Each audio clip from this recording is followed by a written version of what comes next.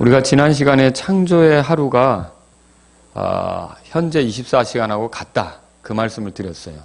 그러니까 자꾸 과학자들의 영향을 받아가지고 석유가 만들어지려면 긴 시간이 필요하기 때문에 지금 6천년 가지고는 인류 역사를 설명할 수 없다. 이렇게 말하는 사람들이 있는데 제가 그때 여러분에게 예로 들은 것이 아담이 만들어질 때 이렇게 아기로 만들어졌느냐 성인으로 만들어졌느냐 여쭤봤었죠? 예, 뭐로 만들어졌어요? 성인으로 만들어졌죠.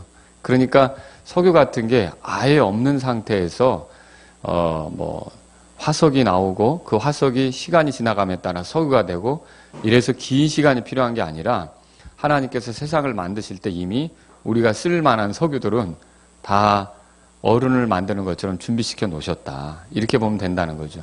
물론 지금은 닭이 먼저냐 계란이 먼저냐 이거 논하기는 어렵지만 창조로 본다면 하나님께서 이 세상에 알들을 만들어 놓은 게 아니라 닭을 만들고 새들을 만들어 놨다는 거죠. 그죠?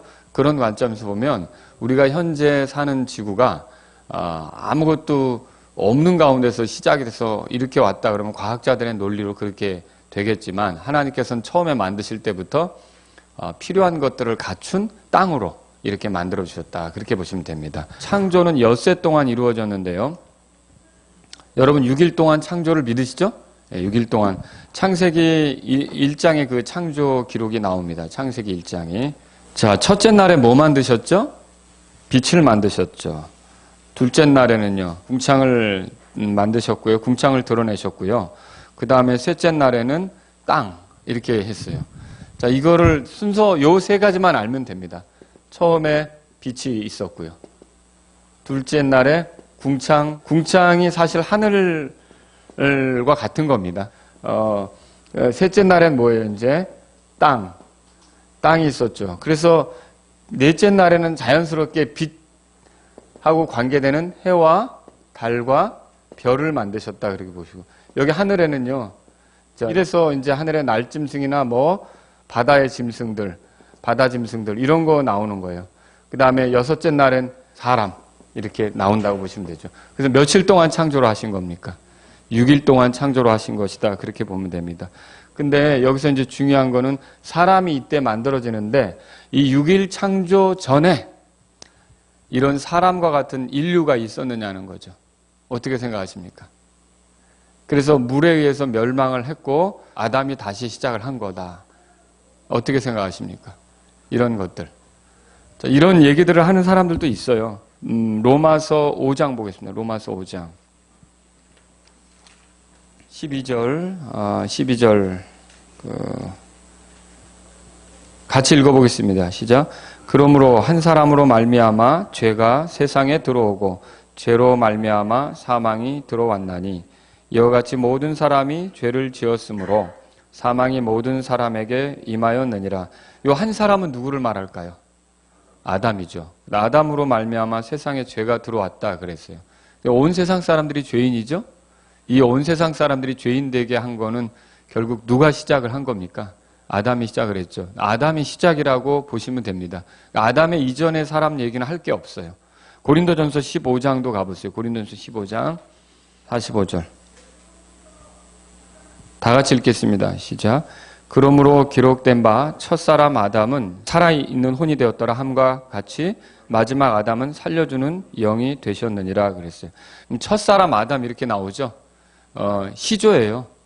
시조로서 아담이 시작을 한 사람이라는 거죠. 그러니까 아담 안에서 다 우리가 생존하는 거예요. 그러니까 아담이 첫 번째 사람이고요.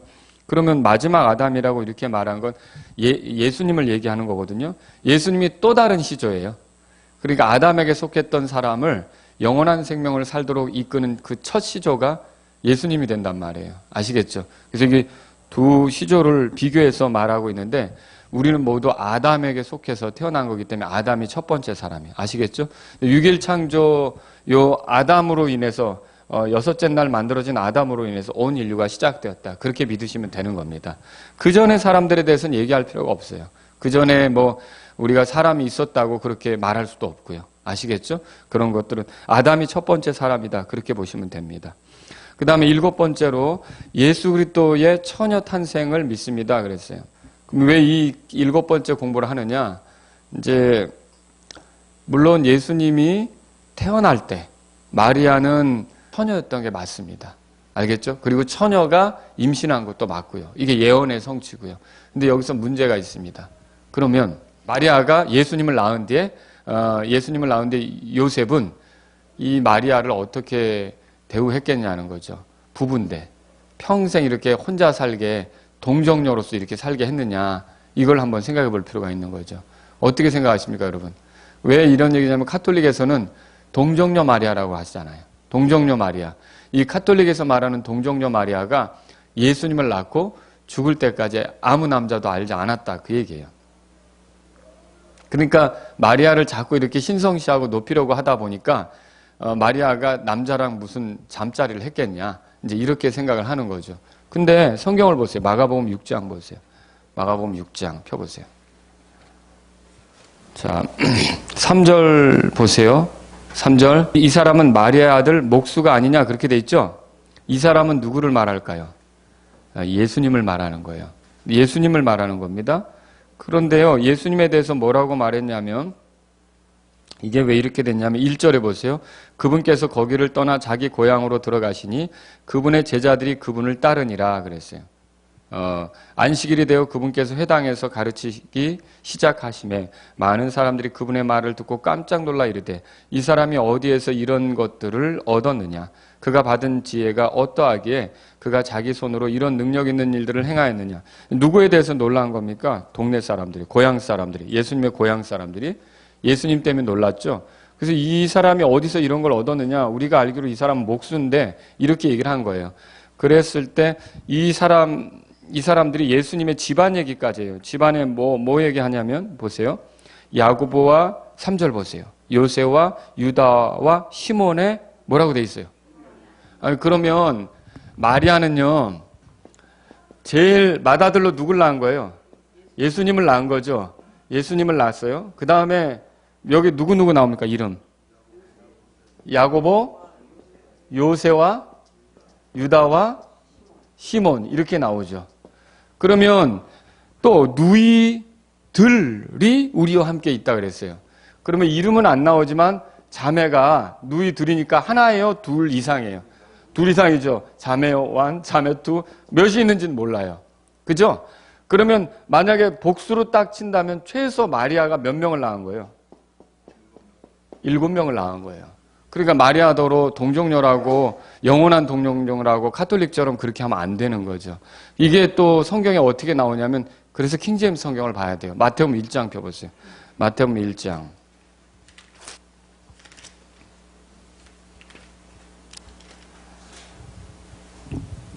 25절입니다. 25절. 마태복음 1장 25절. 다 같이 읽겠습니다. 25절. 시작. 그녀가 그녀의 맏아들을 낳을 때까지 그녀를 알지 아니하다가 낳음에 그의 이름을 예수라 하니라. 저 보세요. 그녀가 그녀의 맏아들을 낳을 때까지 그랬어요. 그러니까 마리아가 맏아들이신 예수님을 낳을 때까지 이제 요셉은 그녀를 알지 않았다. 이렇게 된 거죠. 그리고 그 맏아들을 낳으니까 이름을 뭐라 그랬어요? 예수라고 불렀다. 이렇게 이제 나오는 거죠. 근데 여기서 보시면요, 맏아들이라는 표현이 나와요. 그냥 하나 아들을 딱 낳으면 맏아들이라고 합니까? 하나, 아니죠. 그냥 독자를 낳았다. 이렇게 되겠죠. 그렇죠? 근데 맏아들이라고 하는 건 뭐예요? 예수님이 이렇게 여러 형제 중에 첫 번째 아들이 되는 거죠. 성경이 말하고 있는 거예요. 근데 개혁 성경은 어떻게 하느냐? 이 부분을 그냥 그녀가 아들을 낳고 이런 식으로 돼 있어요. 영어로 된 성경을 보시면, 영어 성경에 보시면 여기에 firstborn son 그랬어요. firstborn, 첫 번째로 낳은 아들, 맏아들이죠. 그렇죠? 그 말이 개혁 성경에는 그렇게 안 돼 있고 그냥 아들로 돼 있기 때문에 카톨릭 생각에 맞춰져 있는 거죠. 근데 그렇지 않다는 겁니다, 여러분. 그래서 예수님은요, 이렇게 처녀에 의해서 탄생되셨지만 영원한 동정녀, 마리아가 영원한 동정녀라는 건 부인한다는 거예요. 알겠죠? 그러니까 정상적으로 자녀들을 낳았고, 나중에 요 야고보가 어떻게 되는지 아세요? 야고보가 사도행전 1장 가보세요. 야고보가 어떻게 되고 유다가 어떻게 되는지 사도행전 1장 가보세요.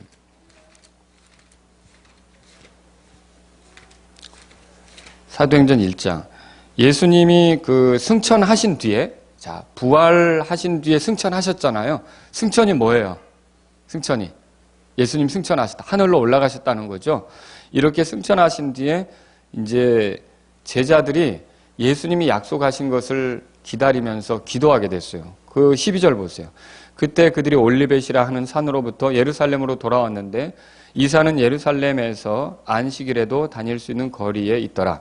그들이 들어가 다락방으로 올라가니라. 베드로와 야고보와 요한과 안드레와 빌립과 도마와 바돌로메와 마테와 알페오의 아들 야고보와 셀롯 시몬과 야고보의 형제 유다가 다 거기 머물렀더라. 거기 모여서 같이 기도하는 겁니다. 이렇게 기도할 때 14절 다 같이 읽겠습니다. 시작. 이들이 다 여자들과 예수님의 어머니 마리아와 그분의 형제들과 함께 한마음이 되어 기도와 간구를 계속하더라. 여기 그분의 형제들 찾으셨죠? 누구의 형제들이라는 거예요? 예수님의 형제들이죠. 예수님의 형제들도 같이 있었다는 거예요. 그러니까 자꾸 카톨릭처럼 마리아는 예수님 낳고 아무도 안 낳았다. 굉장히 고결한 여자다. 남자를 알지 않았다. 이렇게 하면 안 되는 거예요. 마리아는 예수님을 낳을 때는 처녀였지만 예수님을 낳고 나서는 똑같이 다른 여자들처럼 가정생활을 했던 거예요. 고린도전서 15장. 예수님이 부활하신 뒤에 제자들에게 나타났잖아요. 자, 5절에 게바에게 보이시고, 게바는 누구죠? 베드로죠? 베드로예요, 게바가. 베드로에게 보이시고 다음에 12제자에게 보이셨다는 것이라. 이게 뭘 얘기하는 거냐면 4절에 묻히셨다가 성경 기록대로 셋째 날에 다시 살아나시고 그랬죠. 이게 부활하신 뒤에 예수님이 이렇게 제자들에게 보여주셨다. 그러니까 제자들은 부활의 목격자가 된 거죠. 자, 6절에 그 뒤에 그분께서 500여 형제에게 한 번에 보이셨는데 그 중에 대다수는 지금 이때까지 남아있고 어떤 사람들은 잠들었더라. 그리고 그 뒤에 그분께서 누구에게 보이셨다 그랬어요? 야고보에게 보이셨다 그랬죠. 바로 이 야고보가 우리는 그 예수님의 형제 야고보로 생각합니다. 왜냐하면 야고보와 요한 할 때 야고보는 12제자에 포함돼요. 5절에. 근데 또 다른 야고보가 여기 따로 등장하는 거예요. 결국 예수님의 동생인 야고보가 자기 형인 줄로만 알았던 그분이 부활하셔서 나타나신 걸 목격했을 때 내 형이기도 하지만 하나님께서 우리를 사랑하셔서 보내신 구원자이시구나를 알게 된 거죠. 아시겠죠? 그래서 야고보가 나중에 예수님을 믿게 돼서 아까 그 기도 모임 하는데 그분의 형제들이 같이 있었다 그랬죠? 아마 유다도 같이 있었던 걸로 보여져요. 그래서 이 야고보가 한번 성경을 찾아보세요. 사도행전 15장. 우리는 초대교회가 예수님에 의해서 시작된 거, 지역교회가 예수님에 의해서 시작된 걸 알 수 있어요. 예수님이 교회를 시작하셨고 예수님이 목자라고 하면 양들이 그때 있었습니까? 예수님의 목소리를 듣고 따르는 양들이 예수님 곁에 있었나요? 그 당시에? 예수님이 공생의 사역을 할 때. 있었죠. 내 양은 내 음성을 듣는다. 그랬잖아요. 그리고 나는 양들을 위해 내 목숨을 내준다. 그랬잖아요. 그랬기 때문에 나중에 예수님이 부활하신 뒤에 뭐라 했냐면 베드로에게 내 양을 먹이라 그렇게 했어요. 그러니까 주님의 양을 넘겨주는 거죠. 그래서 베드로가 말하자면 예수님으로부터 넘겨받아서 초대교회를 인도하는 인도자가 된 셈이죠. 근데 나중에는 또 이게 시간이 흘러서 누가 이런 그 예루살렘 지역교회에서 이런 인도자 역할을 했냐면 야고보가 하고 있는 걸 볼 수 있어요. 야고보. 근데 야고보에 대해서 성경이 뭐라고 말하느냐. 15장 찾으셨죠?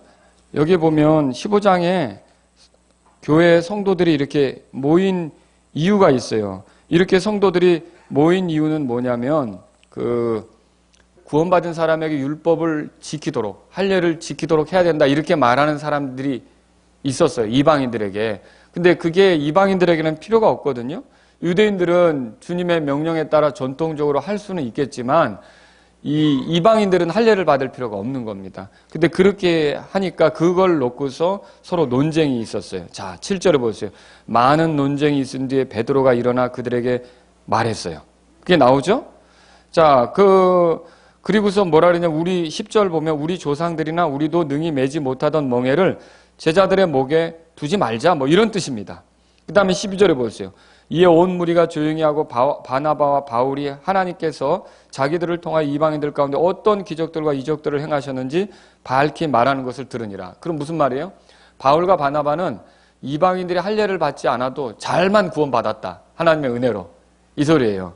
율법을 지키게 하지 않아도 이방인들이 잘 구원받았다. 이 소리를 지금 하고 있는 거죠. 자, 13절 그런데 그들이 잠잠함에 야고보가 응답하여 이르되, 그렇게 돼 있죠. 이 야고보가 누구냐는 거죠. 예수님의 제자 중에 야고보와 요한이 있었어요. 여러분 아시죠?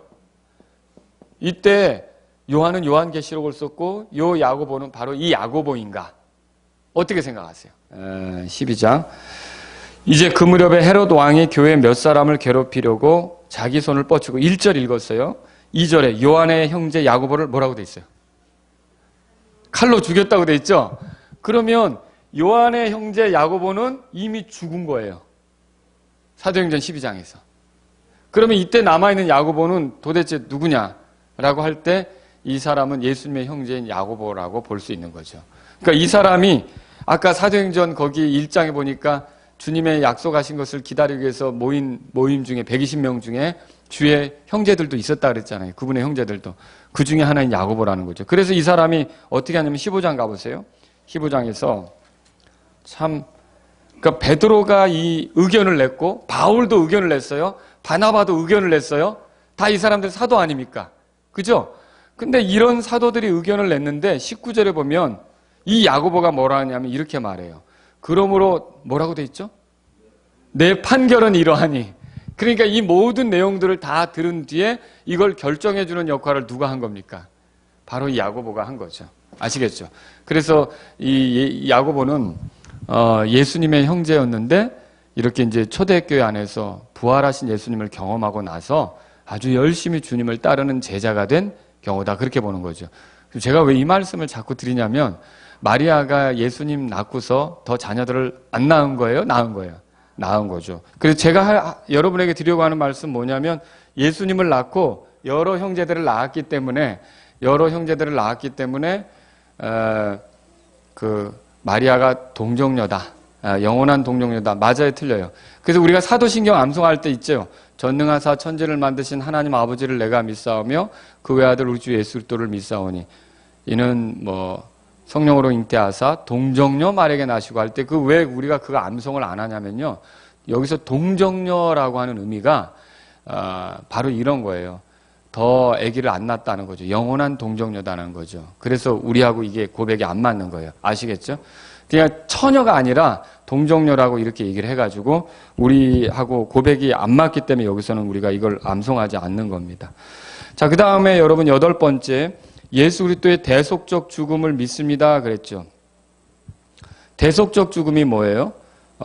죄인을 대신해서 죽는 거. 이게 이제 대속적 죽음이에요. 예수님이 나의 죄 때문에 나를 대신해서 죽었다고 믿으십니까? 이것 때문에 우리가 죄들의 용서를 누리게 되는 거죠. 예수님이 죽은 건 힘이 없어서 죽은 겁니까? 아니에요. 그분이 천사들을 동원한다면 얼마든지 그분을 대적하는 자들을 굴복시킬 수도 있었어요. 근데 그분은 힘이 없어서 그 죽임을 당한 게 아니라 우리를 대신해서 죽고자 하셔서 십자가에서 죽은 거죠. 또 어리석어서 뭐 그분이 죽은 겁니까? 그거 아니에요. 피해갈 수도 있는데 아니요. 하나님의 뜻을 존중해서 지혜롭게 순종하고자 죽으신 거죠. 또 여러분 예수님이 뭐 늙게 되어서 죽었습니까? 예수님이 몇 살 때 죽었다고 대체적으로 추론합니까? 한 33세 정도에 돌아가셨다고 보잖아요. 늙어서 죽은 게 아니에요. 예수님은 목적을 가지시고 죽으셨는데 우리의 죄 때문에 우리를 대신해서 죽으셨다는 것이죠.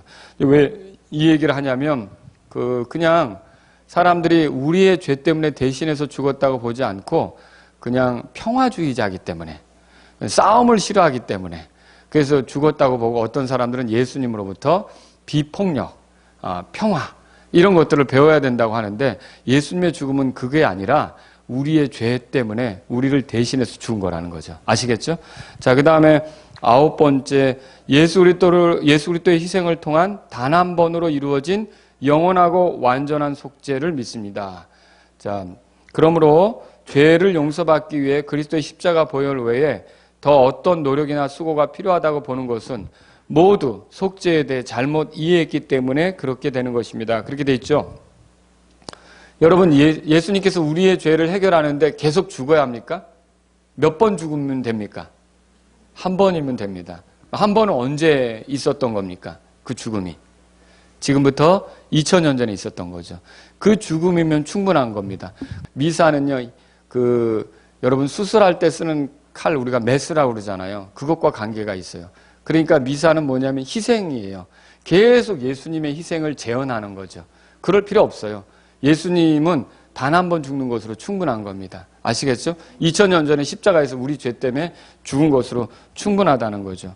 그리고요, 영원하고 완전한 속죄라고 되어 있어요. 히브리서 10장 보세요. 히브리서. 자, 오직 이 사람은 죄들로 인한 희생물을 영원히 들으신 뒤에 하나님의 오른편에 앉으사 12절 제가 읽었고요. 영원히 들으셨다 그렇게 되어 있어요. 14절을 다 같이 읽을게요. 시작. 그분께서는 거룩히 구별된 자들을 단 한 번 헌물을 드림으로 영원토록 완전하게 하셨느니라 그랬어요. 그래서 거룩히 구별된 자들을 단 한 번 헌물 드림으로 영원토록 완전하게 하셨느니라. 자, 지금 여기서 굉장히 중요한 게 나오는데 우리를 대신한 대속적 죽음으로써 우리의 구원을 이루는데 이게 반복적 희생이 필요 없고요. 예수님의 십자가의 죽음이면 충분하다는 거죠. 자, 예수님의 피, 이거면 우리의 죄 문제를 해결하기에 충분하다는 거예요. 그러니까 예수님이 그리스도인 이유가 여기 있어요. 그분은 흠없는 피를 흘려주실 수 있는 분이에요. 그래서 우리의 죄를 처리하실 수 있는 분이죠. 근데 지금 오늘날 사람들은 어떻게 생각하냐면 예수님의 피가 70%를 해결했다면 30%는 내가 해결해야 되는 것처럼 가르치는 데가 있어요. 이건 다 잘못입니다. 아시겠죠? 그리고 예수님의 피로 100% 해결된 게 아니라 100% 해결된 게 아니라 마치 할부로 해결되는 것처럼 죄를 지을 때마다 매번 내가 잘못했다고 하면서 이렇게 가야 완전한 죄 용서가 이루어지는 거다. 이렇게 가르치는 데도 있어요. 이건 잘못이라는 거죠. 예를 들어서 내가 구원받고 죄 용서 받았는데 오다가 차 안에서 부부싸움 했어요. 근데 자백을 못했어요. 자백을 못하고 교통사고로 죽었어요. 그럼 그 사람은 어떻게 되는 거죠? 분명히 구원간증도 한 적이 있는데 죄가 드러난 거 아니에요. 막 남편하고 혈기 부리고 싸웠단 말이에요. 근데 우리가 용서받으려면 자백을 해야 된다고 사람들이 얘기하는데 자백을 못하고 죽었어요. 그럼 그 사람은 어디로 가요? 이 죄의 문제는 이미 십자가에서 해결됐기 때문에 그것과 상관없어요. 우리의 자백은 뭐냐면요. 자백은 하나님과 나와의 교제 관계를 위해서 필요한 거예요. 아시겠죠? 하나님과 내가 좋은 관계로. 근데 이 자백을 해야만 죄들이 용서된다, 지옥 가지 않게 된다, 이건 아니라는 거죠. 예수님을 믿고 그 피의 공로로 우리가 지옥 가지 않게 되는 거죠. 자, 보세요. 용서받았는데 잘못이 드러났다. 근데도 뻔뻔하게 살아간다. 그러면 하나님 아버지하고 내가 관계가 틀어지는 거예요. 교제 관계가. 예를 들어서 우리 아이들이 내 자녀인 것은 맞지만 아버지 말을 안 듣고 뻔뻔하게 계속 굴면 아버지 얼굴을 똑바로 쳐다보지 못하는 경우가 생길 수 있거든요. 그때는 어떻게 해야 돼요? 자꾸 시간 끌지 말고 아버지 잘못했어요 라고 하면 또 용돈도 타는 거고 또 같이 어디 놀러도 가는 거 그러는 거죠. 근데 뻔뻔하게 하면서 용돈 달라고 손 내밀면 아버지가 이뻐 보이겠어요? 우리가 예를 들어서 죄를 졌다고 해서 제가 여러분이 죄를 져도 된다는 뜻으로 이 말을 하는 거 아닙니다. 자, 요한 1서에 보면 죄를 짓지 않아야 된다고 돼 있어요. 그게 주님에게 영광이 되니까. 근데 우리가 약해서 죄를 졌다고 해서 우리의 구원의 문제가 틀어지느냐? 그런 건 아니죠. 죄를 질 때마다 구원의 문제가 틀어진다? 그건 아니라는 거죠. 이 죄 문제는 이미 영원히 해결된 거예요. 완전히 해결된 거예요. 성경에 그렇게 써 있잖아요. 그냥 성경대로 믿으시면 돼요. 단 한 번의 희생으로 14절 보세요. 히브리서 10장 14절 한 번 더 읽어보죠. 시작. 그분께서는 거룩히 구별된 자들을 단 한 번의 헌물을 드림으로 영원토록 완전하게 하셨느니라. 그래서 오늘날 기독교인 것 같지만 예수님이 90%를 해결해 줬는데 내가 10%는 노력을 해야 된다. 이건 다 가짜입니다. 아시겠죠? 이렇게 가르치는 데는 다 가짜예요. 죄를 용서받으려면 예수님이 99%는 십자가에서 해결해 줬는데 내가 1%로 자백을 해야 됩니다. 이것도 다 가짜입니다. 그냥 죄 문제는 예수님께서 100% 다 해결해 주시는 거예요. 나는 그걸 믿어서 누리는 것일 뿐이고요. 아시겠죠?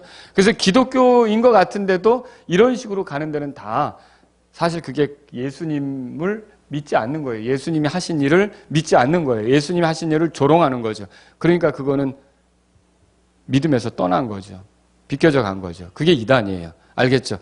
그래서 예를 들어 하나님의 교회가 왜 이단이냐? 하나님의 교회 사람하고 묻고 얘기를 하면 예수님 피로 자기들의 죄가 해결된대요. 그렇게도 얘기하더라고요. 제가 하나님의 교회 목사랑 얘기를 해봤어요. 그렇게 얘기하는데 근데 유월절을 지키셔야 된대요. 왜요? 그래야 완전히 구원받는다는 거예요. 그럼 뭐예요? 예수님 피로만 충분한 게 아니라 플러스 알파잖아요. 그렇죠?